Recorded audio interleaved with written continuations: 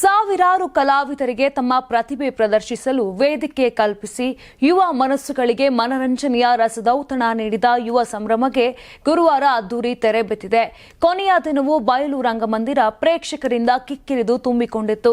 ಸಾಂಸ್ಕೃತಿಕ ಪರಂಪರೆ, ದೇಶಭಕ್ತಿ, ಅಂಬಾರಿ ಆನೆ, ದಸರಾ ವೈಭವ, ಆರೋಗ್ಯ, ಜನಕೇಂದ್ರಿತ ಜೀವನ, ಪರಿಸರ ಸಂರಕ್ಷಣೆಯಲ್ಲಿ ಯುವ ಜನರ ಪಾತ್ರ, ಪೌರಾಣಿಕ ಕಥೆಗಳು, ಭಾರತೀಯ ಯೋಧರ ಸಾಹಸ, ಕೊಡವ ನೃತ್ಯ ಹಾಗೂ ಕರ್ನಾಟಕ ಜಾನಪದವನ್ನು ಒಳಗೊಂಡಂತೆ 58 ತಂಡಗಳು ಮನಮೋಹಕ ನೃತ್ಯ ಪ್ರದರ್ಶನ ನೀಡಿದವು.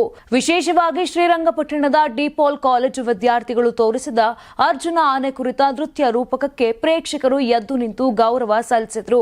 9 ದಿನಗಳ ಯುವ ಸಂಭ್ರಮದಲ್ಲಿ ರಾಜ್ಯದ ವಿವಿಧ ಭಾಗಗಳಿಂದ ಬಂದ ಸುಮಾರು 485 ತಂಡಗಳು ತಮ್ಮ ಕಲೆ ಪ್ರದರ್ಶಿಸಿ ಪ್ರೇಕ್ಷಕರ ಮನ ಗೆದ್ದವು. ಪ್ರತಿ ಸಂಜೆ ಕಾರ್ಯಕ್ರಮ ಆರಂಭವಾದ ಕ್ಷಣದಿಂದಲೇ ಬಯಲು ರಂಗಮಂದಿರ ಪ್ರೇಕ್ಷಕರಿಂದ ತುಂಬಿ ತುಳುಕುತ್ತಿತ್ತು. ಜನಸಮೂಹವನ್ನ ನಿಯಂತ್ರಿಸಲು ಪೊಲೀಸರು ಹರಸಾಹಸ ಪಡಬೇಕಾಯಿತು. ರಂಗಮಂದಿರದೊಳಗಿನ ಆಸನಗಳು ಖಾಲಿಯಾದಂತೆ ಹೊರಗಿದ್ದ ಪ್ರೇಕ್ಷಕರನ್ನು ಒಳಗೆ ಬಿಡುತ್ತಿದ್ದರು. ನಿರೀಕ್ಷೆಗಿಂತ ಹೆಚ್ಚಿನ ಜನ ಸೇರುವ ಸಂದರ್ಭದಲ್ಲೂ ಪೊಲೀಸರ ಶಿಸ್ತಿನ ಕಾರ್ಯವೈಖರಿಗೆ ಸಾರ್ವಜನಿಕರಿಂದ ಮೆಚ್ಚುಗೆ ವ್ಯಕ್ತವಾಯಿತು. ನಿಮ್ ಮಗು ಅಳ್ತಿದ್ಯಾ? ಹಾಗಾದ್ರೆ ನಿಮ್ ಮಗುವಿಗೆ ಜೀನಿ ಸರಿ ಇಟ್ಕೊಡಿ.